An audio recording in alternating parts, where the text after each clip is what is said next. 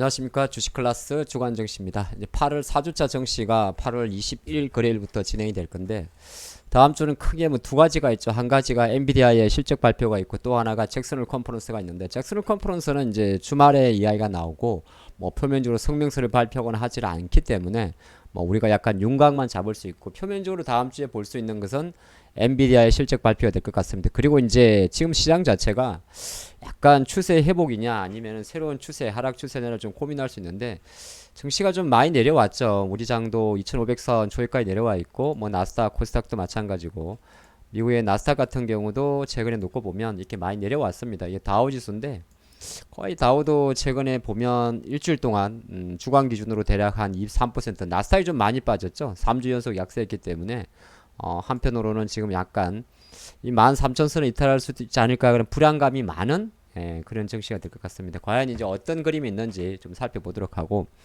다음 주 일정에서 좀 중요하게 우리가 볼 게 이제 아무래도 이 일정을 잠깐 보게 되면, 지금 월요일 날에는 중국이 인민은행이 금리를 인하할 확률이 되게 높아요.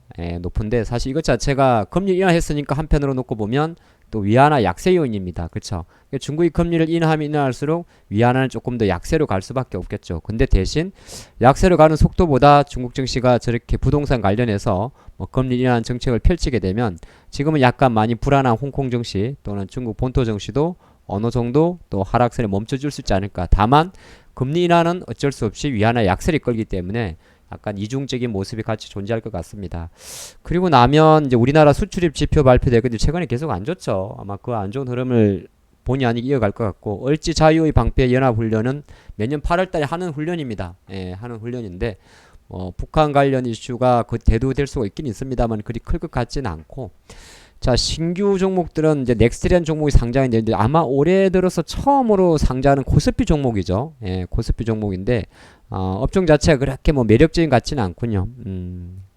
자, 그 보시고 화요일 보게 되면 이제 별로 없어요. 또 신규 성장주 스마트 레이더 시스템, 이름도 어렵네요. 레이더 만든 회사라 그러더라고요. 뭐 자율주행에 엮일 수도 있고 여러 가지 많이 됩니다. 그리고 나면 보시면 게임스콤 2023이라는 게 있습니다. 이거는 이제 펄어비스 같은데, 펄어비스 붉은 사막, 검은 사막, 보니까 독일 켈런에서 열리는데 뭐 게임 관련주의 일정이 될 것 같고요.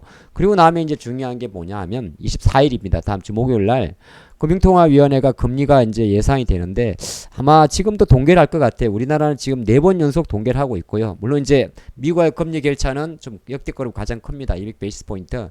하지만은 또 전체적으로 금리를 인상하기도 조금 모호한 그런 상황이 있기 때문에 제가 볼 땐 여전히 5월 연속 동결로 가지 않느냐 그렇게 볼 수 있습니다. 환율이 많이 오른 건 있긴 있는데, 그렇다 환율을 잡기 위해서 무작정 금리를 올릴 수도 없고, 아마 제 생각으로는 여전히 동결하는 그림으로 가지 않나. 그리고 나면 이제 2, 3일 정도 잭슨홀 심포지엄이 열리는데, 한 와이오밍 주죠. 잭슨홀이라는 데서 모여서 이제 향후 금융 정책에 대해서 논의하는 건데, 요거 끝나고 나서 나오는 9월달 정책에서 많은 변화가 많기 때문에 시장은 이 잭슨홀 컨퍼런스에 많이 주목한다 보시면 좋을 것 같습니다. 그리고 나면 또 24일 날 일정의 네이버 하이퍼 글로벌 X가 공개가 되죠.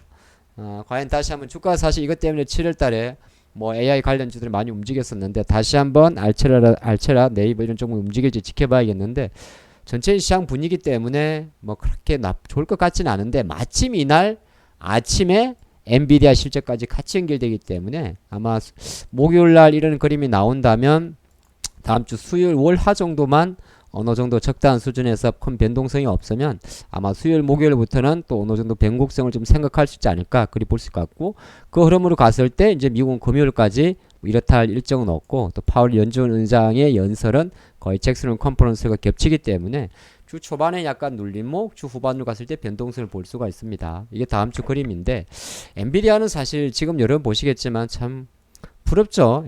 대만계 젠슨왕이 이제 대표인데, 엔비디아 크게 보게 되면 많이 아시겠습니다만 복습이에요. 잠깐 복습을 하게 되면 우리가 뭐 미국 기업들 자주는 안 봅니다만 그래도 보는 관점이니까, 지금 시가총액이 요건 5월달 자료인데 그 1조 달러까지 왔죠. 1조 달러입니다. 1조 달러. 우리 돈으로 치면 1,300조가 넘겠죠. 그럼 GPU 그 다음에 최근에는 이제 이 보게 되면 엔비디아 그러면 제일 먼저 생긴 게 사실은 GPU잖아요. 그래픽 프로세스 유닛이라고 이야기하는데 이제 이게 향후에 이제 자율주행, 지금 한 대화형 AI, 또 신약 개발, 로봇까지 계속 앞으로 커져가는 구조입니다. 뭐 엔비디아는 뭐 많은 매체에서 있기 때문에 그만큼 지금 23년도 뭐 한국 기준으로 글로벌 마찬가지입니다. 뭐 가장 IT의 핫한 기업이지 않나, 예, 핫한 CEO지 않나 보겠습니다. 앞으로 과연 이제 1조 달러 지금 주가는 이게 지금 제가 5월 달에 이렇게 적어 놨잖아요. 다시 한번 이 두 가지 의미가 있어요. 엔비디아의 주가가 추세를 회복해서 원래대로 갈지 아니면은 이제 새로운 추세를 만들지에 대한 이야기. 이는 엔비디아 이퀄 지수 이퀄 반도체 관련주 다 해당됩니다. 주가는 지난 1분기 실적을 발표할 때 상당히 엄청난 인사이트를 주면서 한번 지난 우리가 6월 달부터 무려 한 3개월 동안 엔비디아 후광 효과를 가져왔는데 과연 이 정도의 임팩이 또 주가에 대한 의문점은 조금 있는데 제가 볼 때는 그래도 밑으로보다는 약간 위쪽이 남지 않나 봅니다. 뭐 이 정도 임팩은 어려울 것 같고요. 왜냐하면 똑같은 재료로도 앞으로 AI 반도체가 어쩌고 저쩌고 해서 몇 퍼센트 성장할 겁니다 이야기하더라도 첫 번째 임팩만큼이나 두 번째 임팩에서 강하게 줄 수는 없으니까. 그래서 일정 부분 그럼에도 불구하고 주가는 제가 380달러를 왜 꺼놨는지 갑자기 기억은 안 나는데 아마 400달러 이상이 이거 1조 달러 기준이었을 것 같은데요. 381조가 아니고 그건 잘 기억이 안 납니다. 뭐 여하튼 간에 어느 정도 뭐 아직까지 새로운 추세로 가기도 애매하고 엔비디아 입장에서 그렇다고 해서 또 하방으로 새로운 추세로 가기도 애매한 약간 지금 그래도 가장 중요한 일정이 엔비디아 있기 때문에 다음 주는 450달러 이상 갔을 때 치고 가는지 아니면 다시 400달러 밑으로 회귀하는지 만약에 400달러 밑으로 내려오면 안타깝게도 조금 더 밑으로 봐야 될 것 같고 450달러 이상 치고 가면 뭐 공격적인 돌파보다는 조금 안정권으로 보는 게 낫지 않을까 생각을 해봤습니다. 자, 그걸 보고 다음에 보시면 좋을 것 같고 이거는 어떤 재료냐면 수급 이야기인데 지금 가장 큰 문제가 외국인이 아니고 외국인은 사실 7월 접어들어서 한 13조까지 샀다가 지금 10조 초반으로 조금 사는 게 둔화되고 있어요. 외국인은 많이 안 사요. 아니 많이 안 파는 건 아닌데 누가 문제냐? 얘네들이 문제입니다. 기관들이. 가장 굵은 선이 기관인데 기관들이 7월달 접어들은 확실히 공격적으로 팔고 있어가지고 여기는 이제 삼성전자도 있고 하이닉스도 있고 있죠. 그러면 우리가 투자를 하는 아이디어는 뭘까요? 많이 파는 기관, 그게 포인트입니다. 많이 파는 기관 중에서 그 중에서 사는 기관들이 사는 종목이 시장보다 강할 수가 있습니다. 예를 들어서 한번 볼까요? 기관이 지금 가장 많이 판다 그랬잖아요. 그러면 거꾸로 보셔야 돼요. 그러면 기관들이 가장 많이 파니까 전체 수급에서 이렇게 보는 거죠. 여기서 지금 보니까 외국인들은 사다가 13조까지 사다가 이제 조금 파는 거고 개인들은 많이 사면 개인 사는 건 필요가 없는 거잖아요. 수급 분석에서는. 근데 기관들이 갑자기 많이 파니까 전체 메인 장이 누르고 있는 주체는 누구예요? 기관.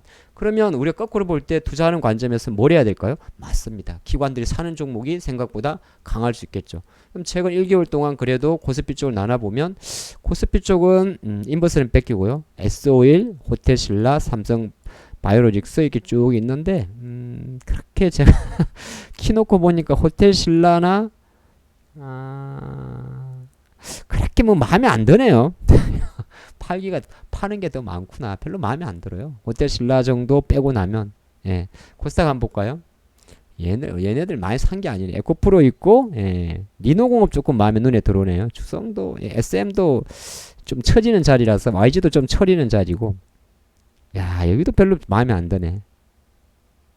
Anyway 제가 왜 이렇게 툭 보다 말하냐 하면 생각보다 지금 기관 수급 들어와가지고 사고 싶으면 액티브하게 막 사고 싶어가지고 흥분되는 종목은 많이는 없어요. 뭐 여긴 보니까 리노 정도만 뭐 사도 되고 안 사도 되는 그 정도의 수급이니까. 그래서 여하튼 간에 장의 수급 자체는 뭐라고요? 기관 매도가 좀 중요한 겁니다.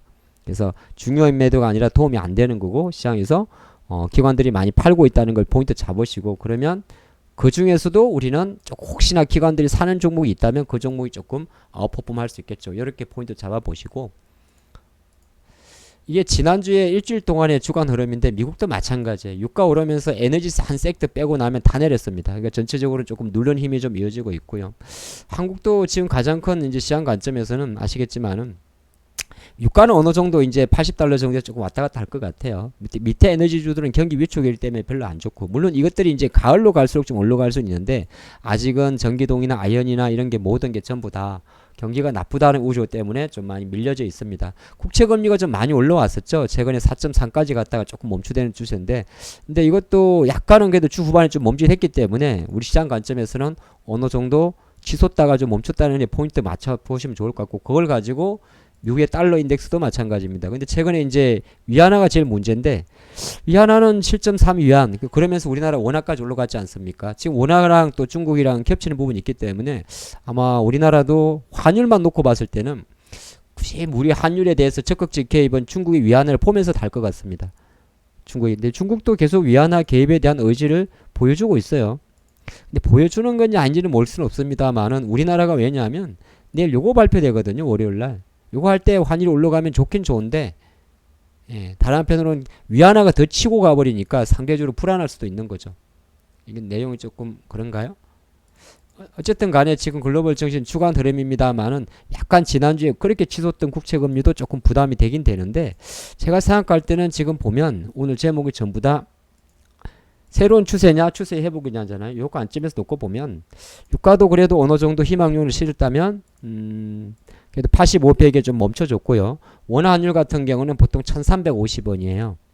근데 지금 1340원 정도에서 얻어맞았으니까 뚫어버리면 이제 머리 아픈 거고, 이미 머리 아프겠지만 다시 조금 멈칫할 수 있는 가능성도 있는 거고, 우리나라 지수 관점에서도 마찬가지인데, 제가 가끔 말씀드리는데 이게 지수 마디가 아주 짧은 기준으로는 2580, 2480, 그리고 밑에 2365가 있는데요. 그거는 외울 필요가 없고, 지금 2480이라는 자리를 보시면 되는데, 이게 무슨 자리냐면 뭐 요 하락 추세선의 밑이 중요한 게 아니고, 이거는 우리나라가 지난 9월달 이후 6월달이죠. 정확하게는 우리나라가 지난해 6월달 이후 FOMC 의사를 금리를 가장, 이때가 미국이 CPI가 9.8 찍을 때인데 그 이후의 중간값입니다. 그러니까 최근 12달, 15달의 중간값이 딱 2580이에요. 2480. 그래서 요 밑에 있는 거죠. 그럼 요 밑에 만약에 지수가 요 밑으로 계속 있으면은 긴축 우려, 경기 둔화 우려, 고금리 우려에 약한 거고, 요 위에 있으면은 어떻게? 긴축 우려, 고금리 우려는 조금 낮은 거죠. 전 그리 분석을 합니다. 코스닥은 조금 왜곡되어 있는데 최근 짧은 시각으로는 대략 885란 자리를 코스피 2480과 매칭을 해서 보고 있습니다. 요거 한번 좀 생각하시면서, 밑에서는 보수적, 올라가면 오케이, 그 관점으로 보시면 좋을 것 같습니다. 다음 주 일정은 제가 잘잘한 것들은 다시 텔레그램과 커뮤니티에 올려놨으니까 참조해 보시면 바라고, 초반에 보여드린 이게 전부기 때문에 다음 주는 엔비디아, 그 다음에 새로운 추세냐 추세 회복이냐, 그 갈림길에 있다는 거 보시면서 아마 이번 주 지난주보다는 조금 낫지 않을까요? 바람인가요? 내일 뵙겠습니다.